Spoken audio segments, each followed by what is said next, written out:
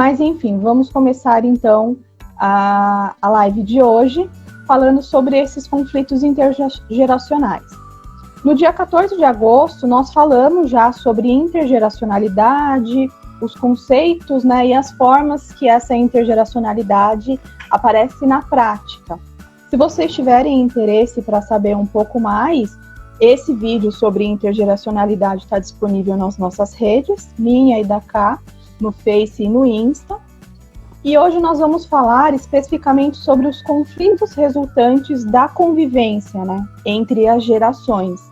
Porque se nós pararmos para pensar, nós somos um país que tem uma taxa de longevidade que cresce anualmente, né? Cada vez mais a gente vê, ouve notícias falando que nós estamos nos tornando um país velho. Não é nem um estado, nem uma cidade, é um país velho, né? Então, nós vamos fazer um recorte, como sempre fazemos aqui, para falar sobre essas gerações que não se bicam. Inclusive, é um termo mais antigo, gerações que não se bicam, né? Os idosos e os adolescentes. Mais pontualmente sobre a questão dos idosos com os jovens, né? Porque com as crianças a troca é diferente. É uma troca mais lúdica, boa parte do tempo, né? Uma pessoa madura, ela pode converter ali a conversa, a interação, né, em brincadeiras, em contos, enfim, em uma série de coisas. E aí, quando a gente fala em relação aos adultos e idosos, essa conversa, ela pode tomar um rumo mais sério, por questões práticas, burocráticas da vida mesmo, né, ou essa conversa nem vai existir. E isso vai depender muito da convivência dessas pessoas, da intimidade, enfim, de muitas outras questões que estão aí nessa troca, nesse convívio. Esse também foi um assunto já abordado por nós, quando nós fizemos uma live de convívio familiar, que foi no dia 12 de junho. Ok, então mais uma aí, se vocês tiverem interesse, estão disponíveis nas nossas redes. E aí a questão, e entre adolescentes e idosos, né? Que questão é essa que existe? Nós precisamos começar pela noção de geração, né? Que é dividida em diversos aspectos, e essa noção ela pode ser revisitada desde questões históricas, políticas, sociais, familiares, até questões subjetivas, porque tem gente que se acha de uma geração ou de outra, enfim. São coisas muito subjetivas. E é um termo determinado, né, cunhado, para determinar um tempo.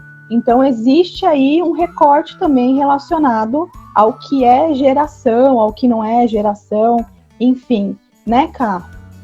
Antes de começar, né, Michele, eu acho que é importante a gente contextualizar, né, historicamente, que a ruptura do diálogo entre gerações ela iniciou após a Revolução Industrial.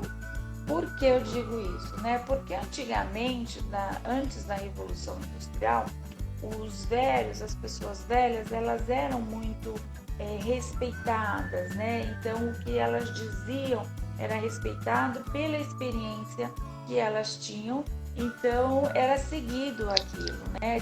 Para as pessoas novas. Após a Revolução Industrial, isso mudou. Por quê? Porque a sociedade ela foi transformada da sociedade rural para a sociedade urbana, né? Então, ela foi organizada em alguns segmentos, aliás, em 3 segmentos, que são crianças e jovens. Então, as crianças e os jovens, eles ficaram mais tempo na escola. Os adultos, eles tiveram o mundo do trabalho, né? E esse mundo do trabalho, ele tem um agravante que é a valorização da força e da beleza física, né, do jovem, necessário para a produção econômica, porque aí a gente já está vivendo na sociedade consumista, né?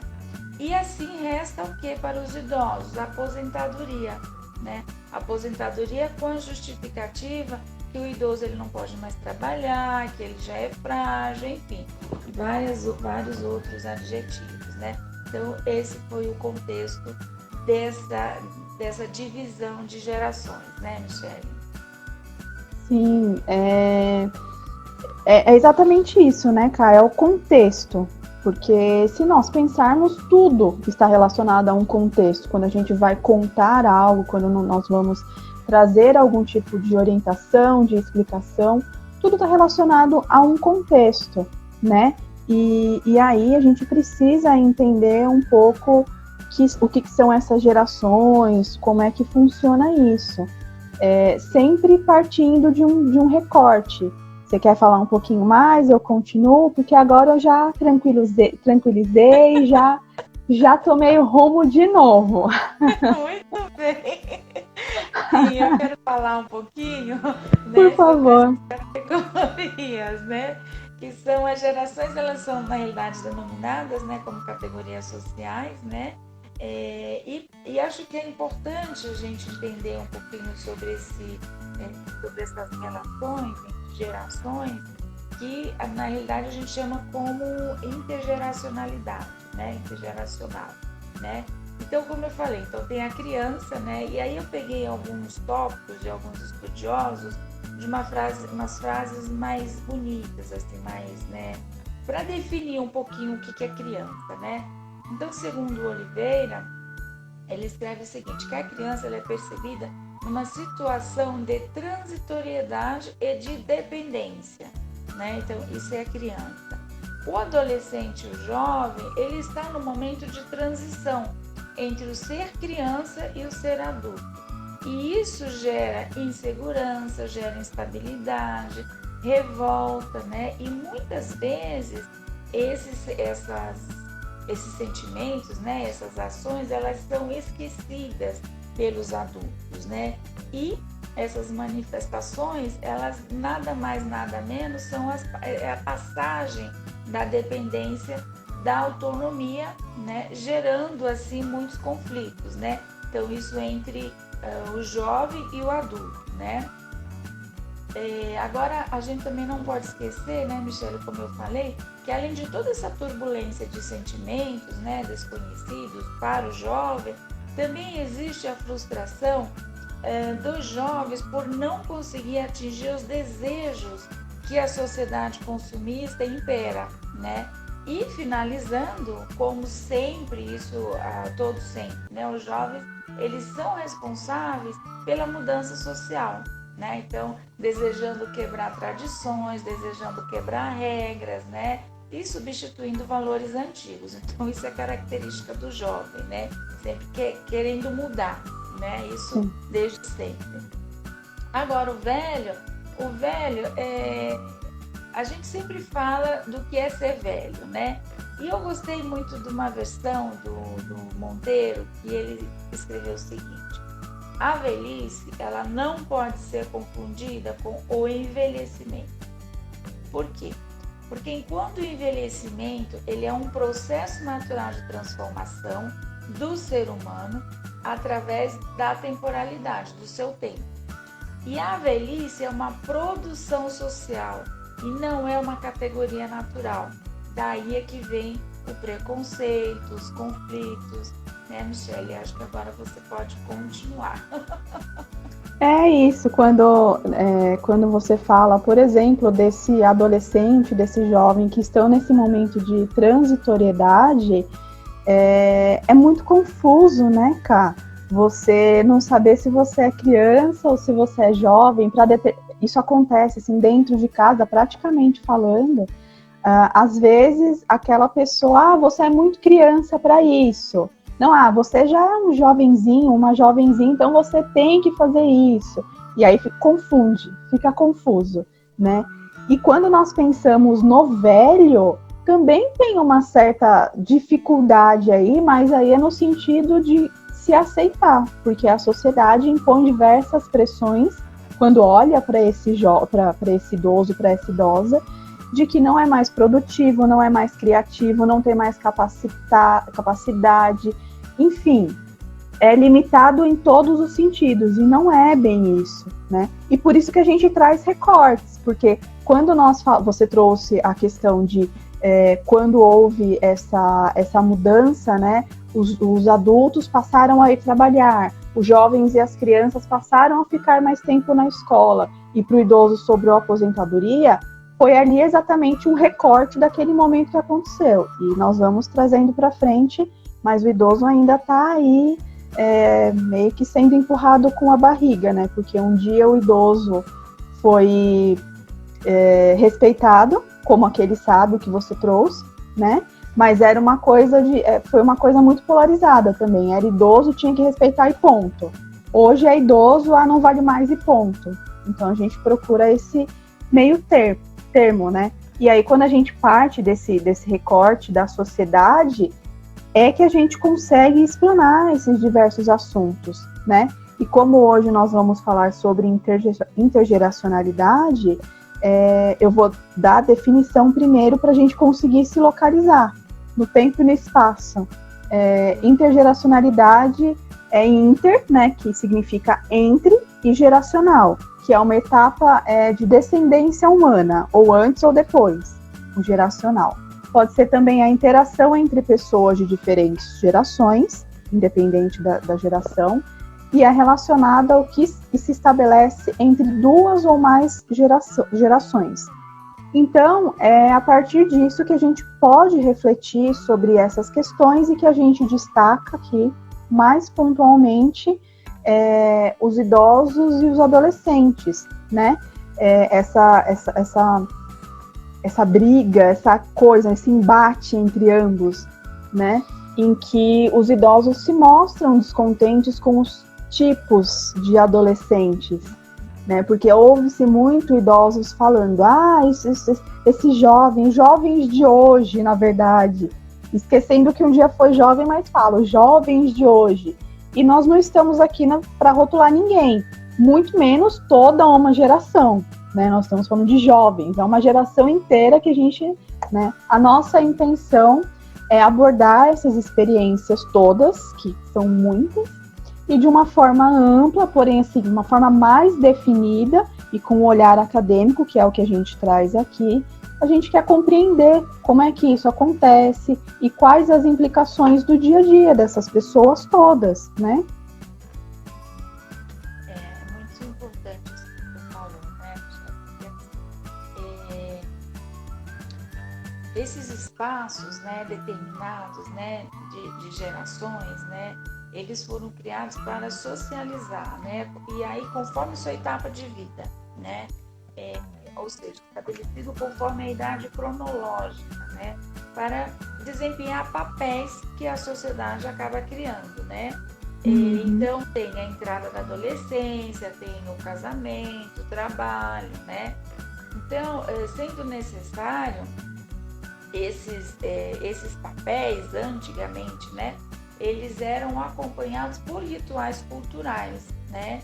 Que agora, nesse momento, na nossa atualidade, ele foi se perdendo, né? Então, foi se perdendo e foi se tornando independente, né?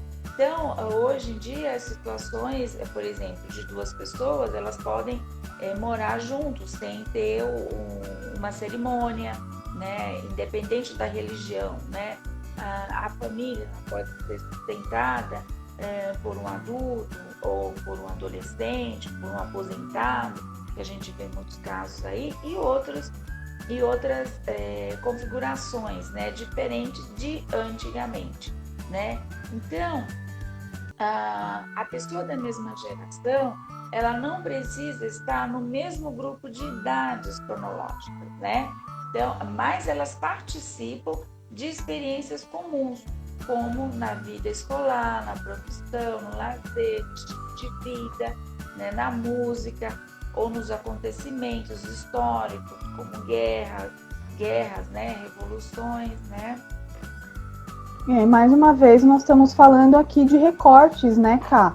Porque veio essa questão do que cada um tinha que fazer, porque antes não existia essa divisão. Quem era adulto, quem era jovem, quem era idoso. Aí aconteceu a divisão. Aí, a partir dessa divisão, também colocaram um papelzinho para cada um. Criança faz isso, adulto faz isso, jovem faz isso, idoso faz isso. E aí tem-se aí coisas práticas que são necessárias, mas tem-se aí limitações que não fazem muito parte, né? E quando você traz, existem as gerações, porque temos definições, geração X, Y, Z, enfim, existem gerações, mas todas essas gerações estão convivendo hoje, e hoje é um tempo diferente de ontem, né? Que vai ser diferente de amanhã. Então, essas gerações estão convivendo. E aí, como é que essas gerações olham uma para a outra? Como é que essas gerações interagem, né? Porque todas as mudanças que ocorrem aí no mundo, elas estão, óbvio, relacionadas às pessoas que nesse mundo vivem. Logo, a forma de encarar a vida e as próprias questões é profundamente influenciada pelo contexto. Então, tudo é contexto. Quando a gente olha para qualquer parte da história, se a gente simplesmente pegar um pedacinho e falar foi assim, assim, assado, dá para a gente tanto se encantar, quanto para a gente se assustar, mas é preciso olhar para o contexto, o que acontecia naquela época, como é que as coisas funcionavam, quais eram os pensamentos vigentes, enfim, né? E aí entra a questão dos conflitos, que sempre existiram entre gerações, né? E aí, muitos desses conflitos, eles acontecem porque os pontos de vista são diferentes. E são mesmo, que é muito que a gente ouve. Na minha época era diferente, na minha época não era assim, jovem não respondia, ou não tinha tanta liberdade, enfim, uma série de coisas, né? E aí, se uma pessoa idosa acha que já viveu mais do que os outros, porque já viveu mais do que os outros, isso não quer dizer que tenha mais experiência de fato, mas já viveu mais do que os outros. E essa pessoa acha que tem o direito de estar onde está, só que ela não quer se abrir para o novo, ela não quer parar para debater uma questão e esse conflito foi gerado, isso pode causar desgastes desnecessários, que uma conversa, uma pessoa que talvez se colocasse de forma mais aberta, não evitaria, né, que esse conflito acontecesse. Existe também a questão da apresentação de valores incompatíveis, que tem a ver com essa questão de no meu tempo era assim e tá ok, né? Quando o idoso se coloca como exemplo inquestionável de vida. A minha vida era maravilhosa, tudo andou certo, então tem que ser assim, né? Quando a gente fala na adolescência, a gente comumente, né, ouve sim palavras para definir adolescentes, que é questionadores, que foi o que você falou no começo da live. Eles são questionadores, porque o tempo é outro, o tempo permite isso. Antigamente, os idosos, eles poderiam ser considerados rebeldes, mas não eram considerados questionadores, porque o tempo não permitia aquilo, porque aquele momento não permitia, mas hoje permite, né? E se nós olharmos para a atualidade, as coisas são muito fluidas, né? Nada tudo está. E aí eu pergunto para você idoso, para você idosa, né? Como é que você pode entender esse olhar, né? No seu tempo era diferente, com certeza, e no futuro vai ser diferente, hoje é diferente, enfim. Mas você faz parte da sociedade. Todas as mudanças que estão acontecendo com a sociedade estão acontecendo com você, estão acontecendo comigo. Basta estar aqui para que essas mudanças aconteçam, né? E aí é importante você lembrar, como a Ká trouxe, que muitos esquecem, que um dia você foi jovem, você passou por mudanças físicas, você passou por mudanças emocionais e que marcaram muito a sua vida até hoje. Muitos idosos lembram de coisas que aconteceram na sua adolescência, que foi algo muito marcante e que até hoje traz o sentimento. Então, passar pela adolescência é um momento difícil, né?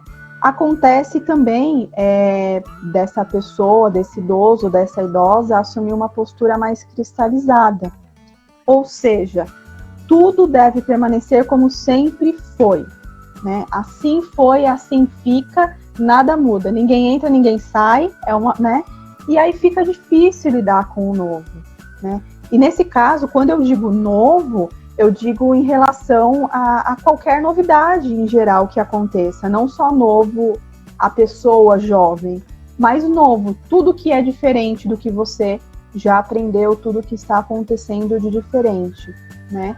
Então, se nós pararmos para pensar, permanecer na zona de conforto é gostoso, né?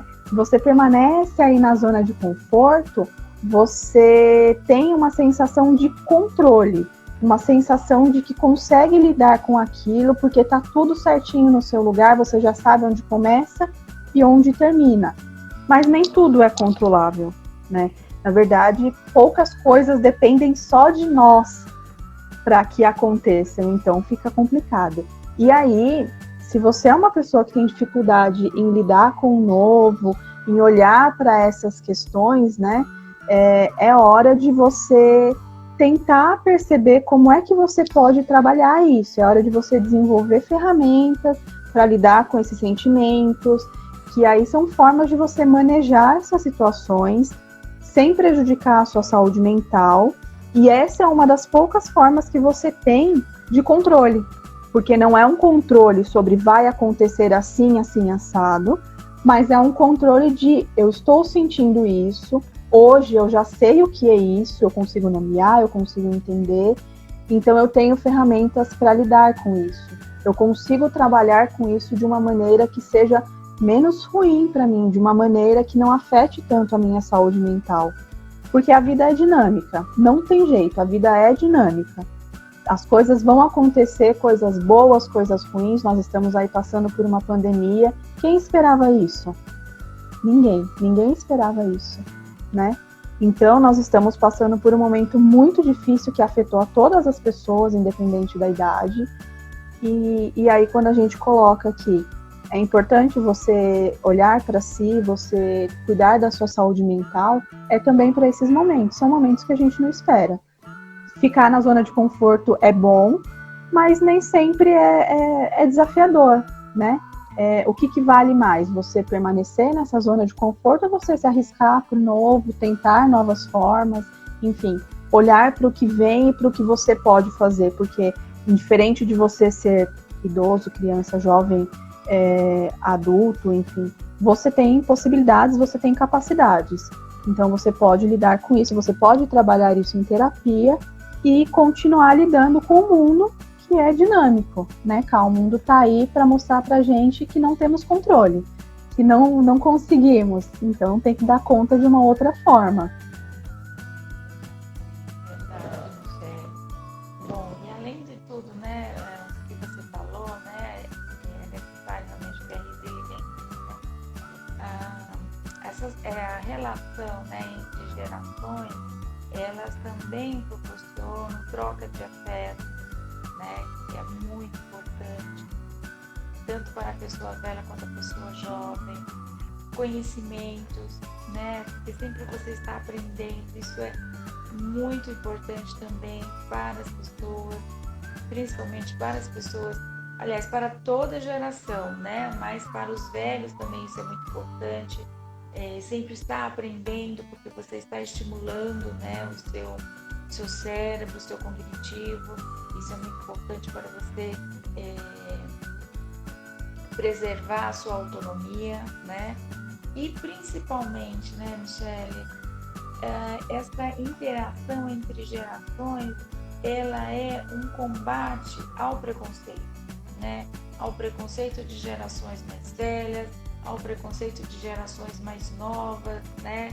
Então, eu acho que isso é o fundamental, o combate ao preconceito.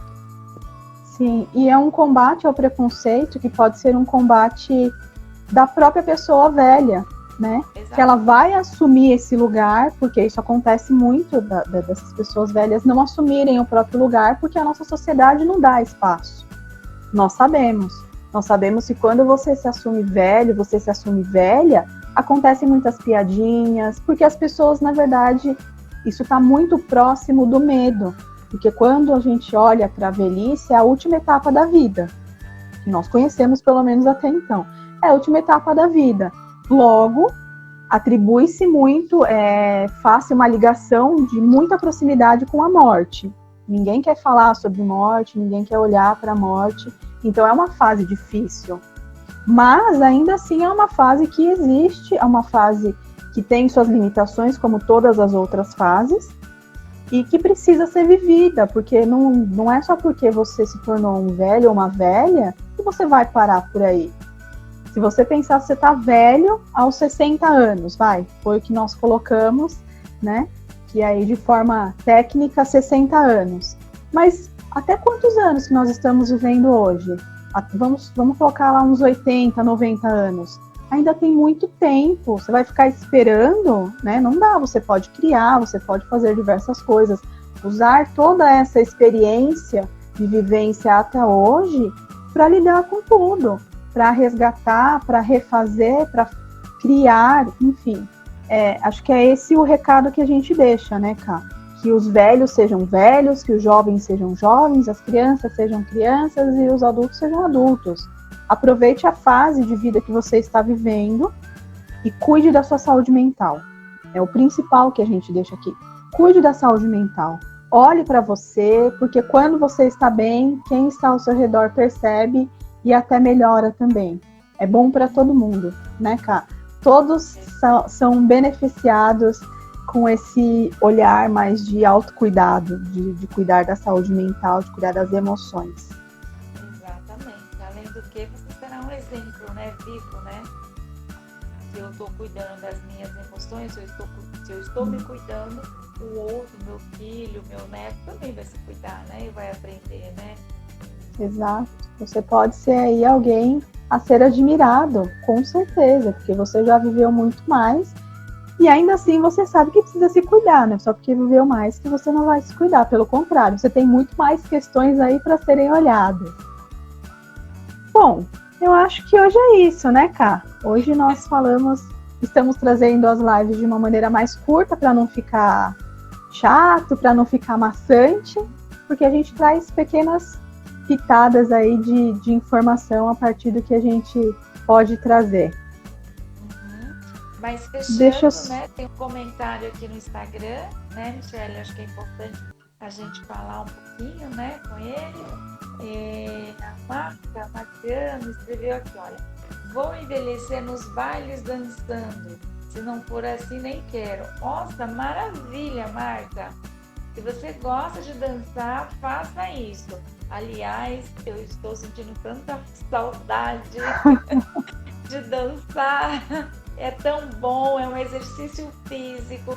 Você trabalha várias coisas ali, né, Michele? Muito bom. Sim, a Marta é uma amiga querida, queridíssima. Nós fizemos faculdade juntas e até hoje temos contato. E ela sempre dançou, desde sempre, desde que eu a conheço, ela dança. E eu imagino a Marta velhinha dançando, e é isso, né? É essa autonomia, essa independência que pelo menos eu quero para mim, né? Poder escolher o que eu vou fazer quando eu estiver velha. Decidir, eu quero dançar, eu quero fazer alguma coisa assim. É isso aí, Má. Obrigada por ter vindo nos assistir. Um super beijo para você e para todo mundo. E hoje nós encerramos por aqui, né? Com esse desejo, né? Desejando a todos que se cuidem. Cuidem da sua saúde mental, cuidem da saúde física também, que é importante. E fazendo os dois, tem aí muito tempo de vida pela frente.